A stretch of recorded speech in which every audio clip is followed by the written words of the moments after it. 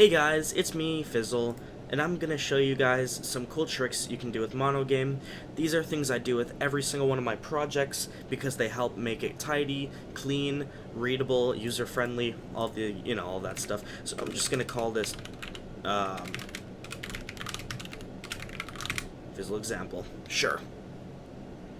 And we're just creating a normal MonoGame game. If you guys don't know how to do this, then in my first tutorial I went through it step by step and every instruction on how to download the content pipeline and the MonoGame NuGet packages.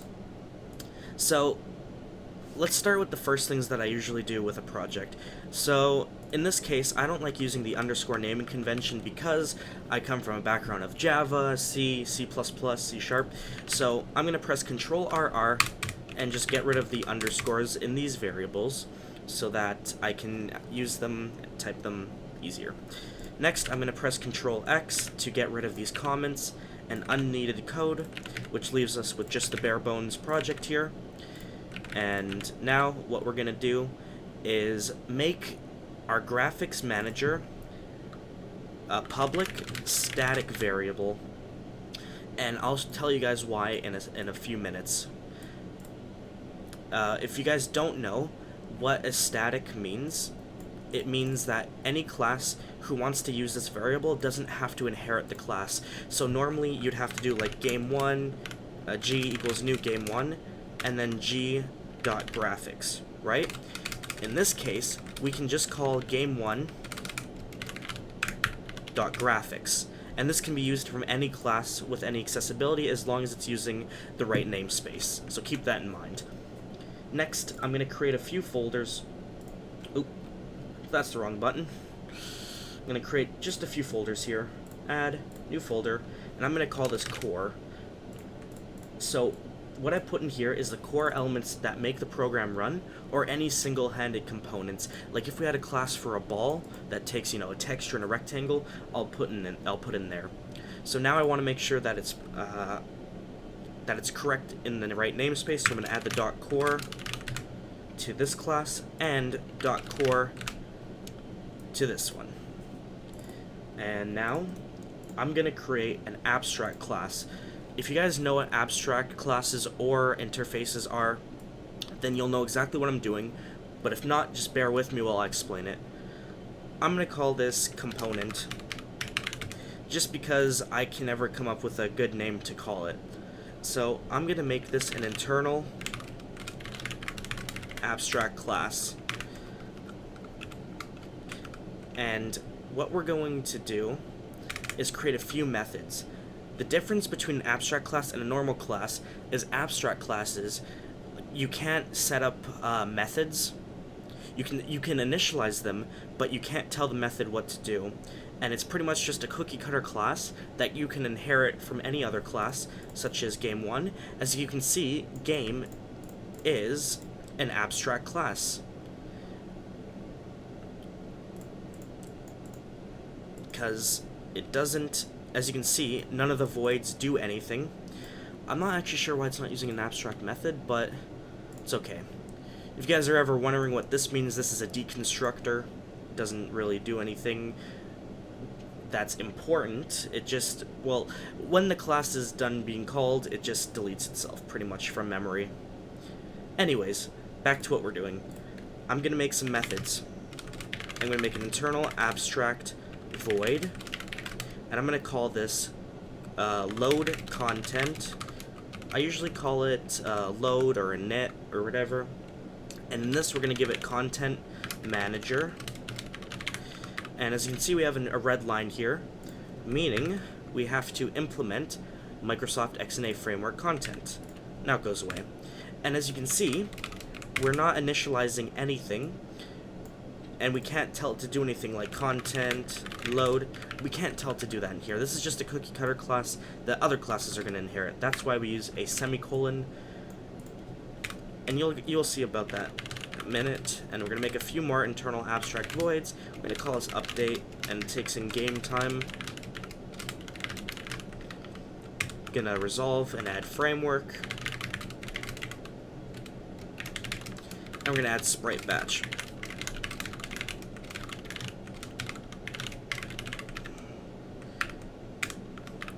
And our abstract class is complete. We don't have to add anything more to it, and this class is going to be used so many times throughout your game project. Next thing I want to do is create a scene manager.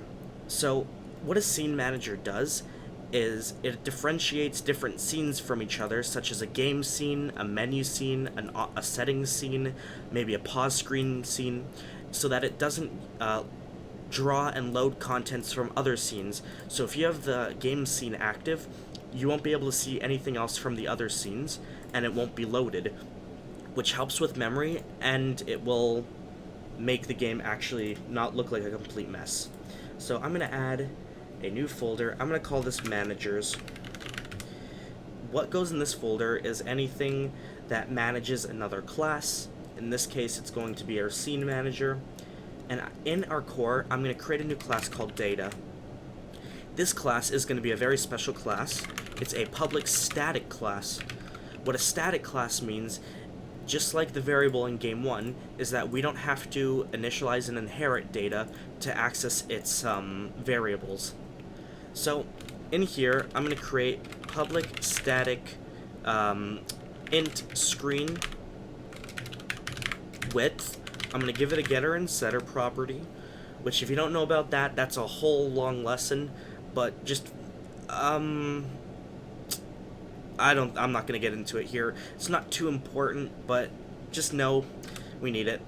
And I'm going to set it to 1600. I'm going to copy and paste this, give it screen height property, and give it 900. I'm going to make a public static bool, exit, set it to false initially. And that's pretty much all the variables we need for now. Now we're going to come back to game 1 and set this. So we're going to say graphics.graphicsDevice viewport.width equals data.screenWidth. And as you can see, we just accessed the variable with literal ease. Graphics viewport, is it not viewport? Oh, graphics device dot preferred. Is it viewport dot preferred? Where is it? Okay, sorry, it's just graphics dot preferred back buffered width equals screen width. Copy and paste that, change this to height, and change this to screen height. Next, anytime we're doing anything with the graphics window, we have to use the graphics.applyChanges method. And what this will do, now that we run the game,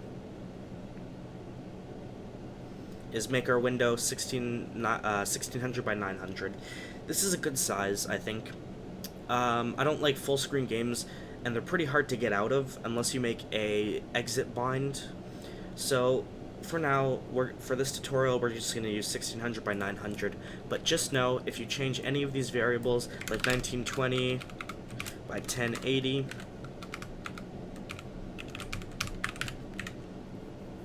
it will do that. Another good thing about these variables is that if we want to get the screen bounds in any other class, we can do that through here or through Game 1's graphics. Because in graphics, there's graphics device viewport.bounds. This will give the screen width and the screen height in a tuple, I believe, or a rectangle actually. So what we're doing here is making all of our variables that we need from other classes accessible for those other classes. Now let's work on our managers, but before that we need a few variables for our managers. Here I'm going to use a public enum, and the reason I'm not using the static keyword is because enums by default are a static type variable. So in this public enum, I'm going to call it scenes. And what we're going to give it is a menu scene, a game scene, a settings scene, and that's good. Now we're going to use a public static scenes. I'm going to call this current state, give that a getter and setter, and set it to scenes.game. So, or actually we're going to set it to the menu first. We want to be able to see a menu. So now we're going to head back to our game and add a new class in our managers folder, because we're going to need to go back and forth between the two. Now I'm going to call this game state manager. You're going to be a partial and internal partial class. If you guys don't understand what accessibility modifiers are, they're not important. This is pretty much the same as if you were to just do a public class. As long as your class isn't private, which I'm pretty sure you're not allowed to do, then you're good. So now we're going to need three methods: our load content, our update, and our draw. And it just so happens that in our component class, we have these three methods stored with the correct parameters. So what we can do is use a full colon, which means GameStateManager inherits from, and we're going to give it component. And as you can see, Fizzle example, this class is in the manager section. We need it to inherit core. So if I press Control period, as you can see, we have two options: using system component model or using fizzleexample.core. We're going to use core. So now that we inherit that, we're going to get another error, because when you implement and inherit an abstract class, you have to have every single one of its voids, or how would you call it? Functions, or variables. So if I press Control dot again, I can implement abstract class, and I'm going to move this down so it's in the right order. And as you can see, it implements it as an internal override, meaning that if this class is implemented in another place, let's say we implement it in another manager, the override is separate for each class. In Java, I don't know why, but it's like that. Anyways, now we have our three voids and we can start doing things. So as a first example, we need to now make a switch in case statement so that we can switch between these three scenes. So if I do switch and I call data.currentState, if I press Control period, I can add the missing cases. And we're going to do this for the update and for the draw. So now what we're going to do is come back to our Game1 class and create an instance of GameStateManager. I'm going to call it GSM. And in our initialize, GSM equals new GameStateManager.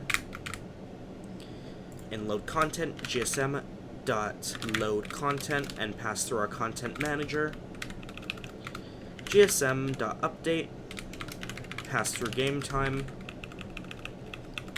Sprite batch begin, sprite batch end, and GSM.draw with sprite batch. Now we have a pretty structured class, except we have no scenes added to here, even though we have things called, data.scenes menu, data.scenes.game. We don't actually have those classes. So I'm going to create a new folder. Where we at? Add a new folder. And I'm going to call this scenes. So for our class, I'm going to call this menu scene, and add a new class, game scene. The reason why I'm calling it scene is because game and game1 are taken already, so it will interfere with the project if you would name this class just game. So now let's go to our menu scene and do some stuff. In a scene, we usually have three voids, which is load content, update, and draw. And oh wait, it just so happens we have that. So using the same thing we did before, we're going to inherit component from the core, import the abstract class, and get rid of these. So I'm going to copy this over to our game scene.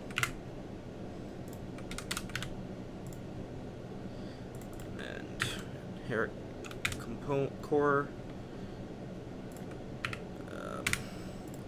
That didn't copy over exactly how I wanted it, but that's no biggie. Okay, so now we're going to come back to our game state manager and say private menu scene, which we're going to have to use fizzleexample.scenes, ms equals new ms, private game scene, gs equals new game scene. And here we can do ms.load content, pass through our content manager, gs.load content, pass through our content manager, and in these parameters, ms update, and here gs update. Same thing down here in our draw method, and gs.draw. And now we have a structured program. Now let's say we want to change scenes. Well, for this I'm going to create a button, and because I don't want to use MonoGame extended tile map, I'm going to just use a texture as a button as a placeholder. So I'm gonna, sorry, file, which one is it? It should be, okay, so it's already in here. Okay, so right click, add existing item. I'm gonna go to my desktop because that's where I have a button, and we'll put these 3 buttons in there because they were the first thing that I saw.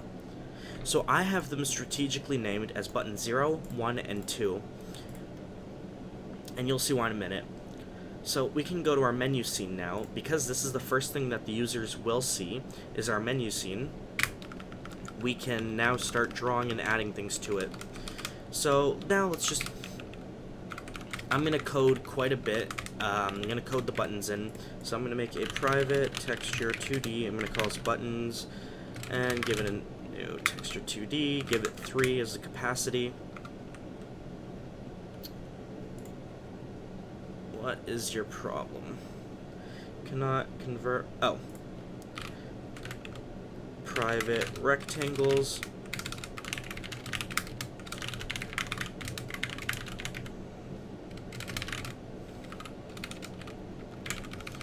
And that's going to be an array as well.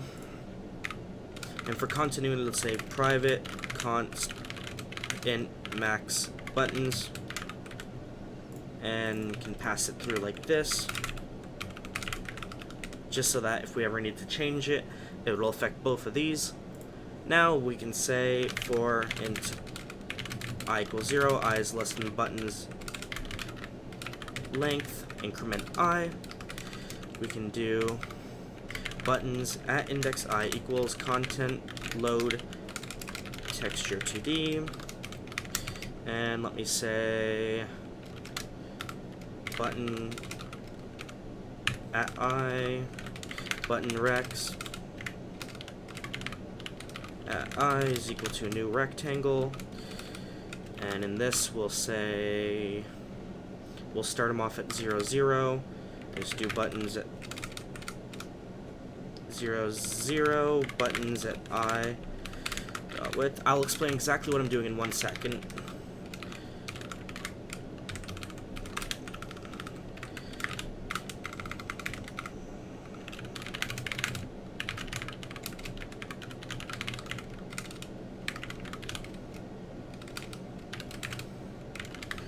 We'll actually divide it by 2.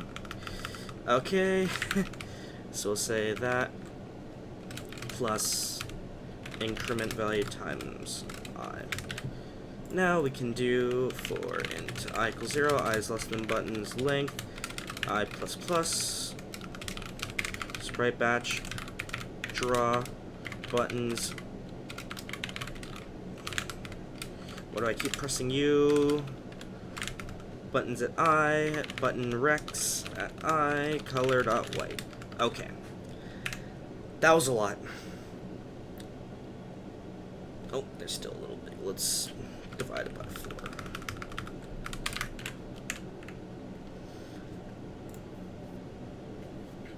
Oh, that's 47.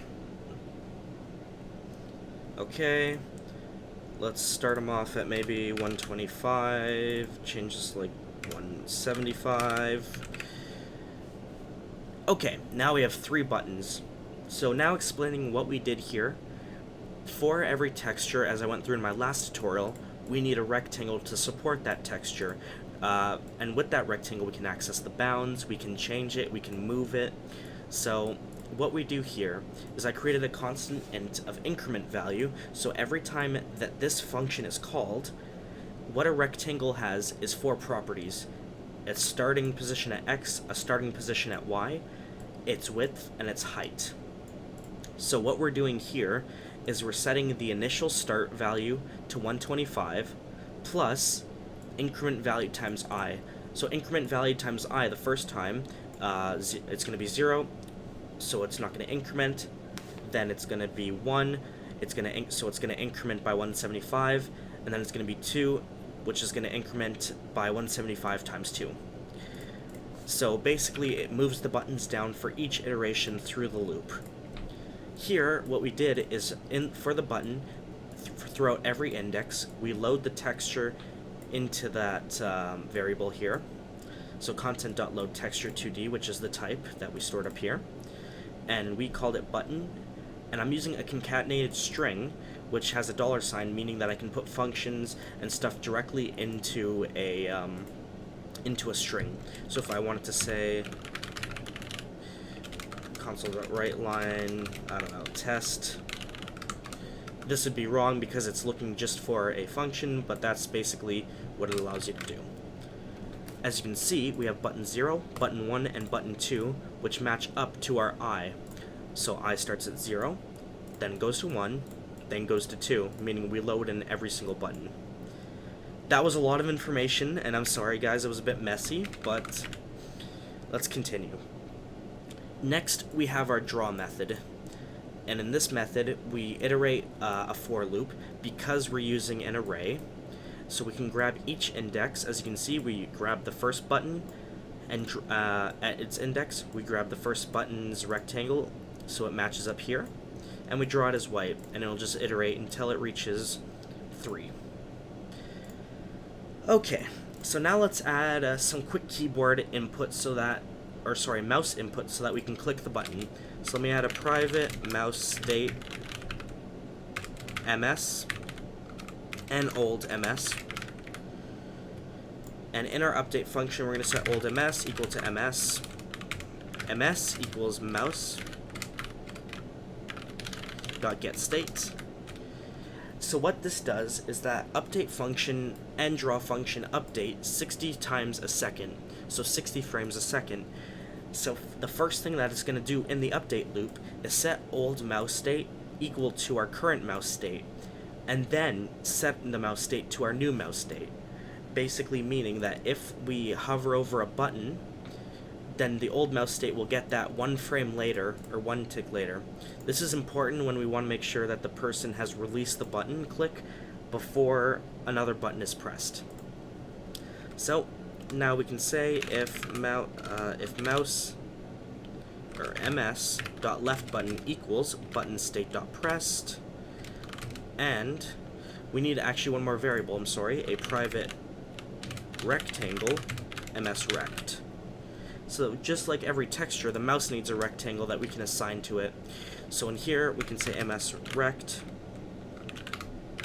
is equal to a new rectangle, and it's going to want 4 pieces of information: x, a y, a width, and a height.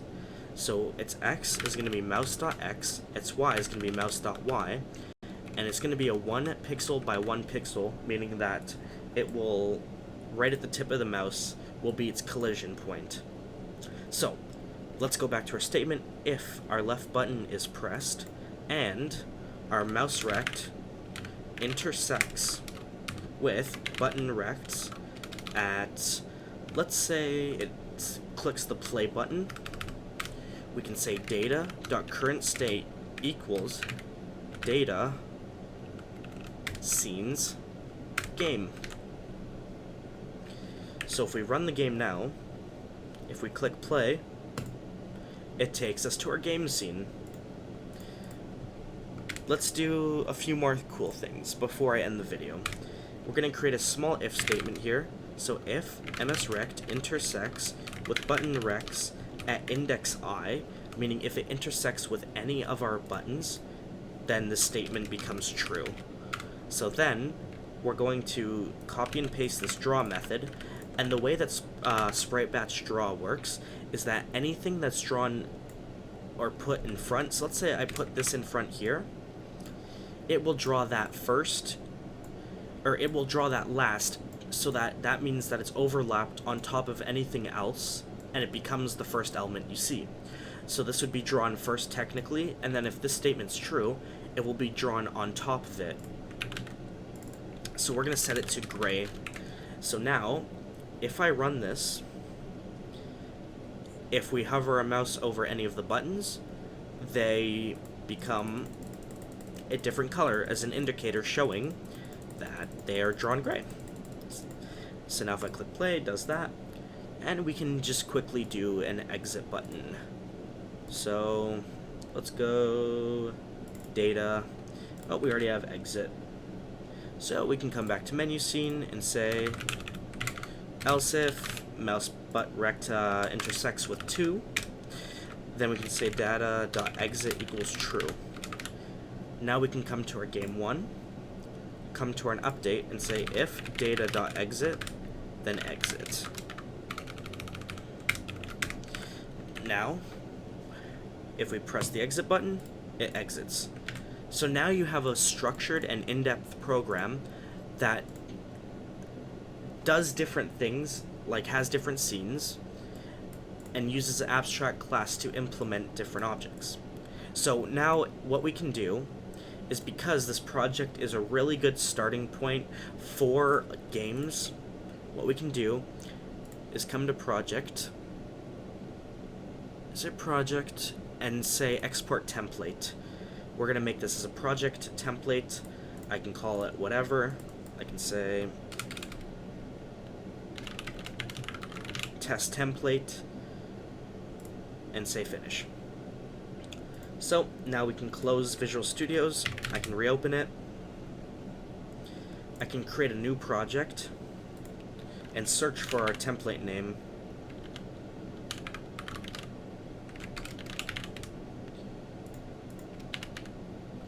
Here it is, our test template, and we can call this Fizzle Game Test Video, fucking I don't know.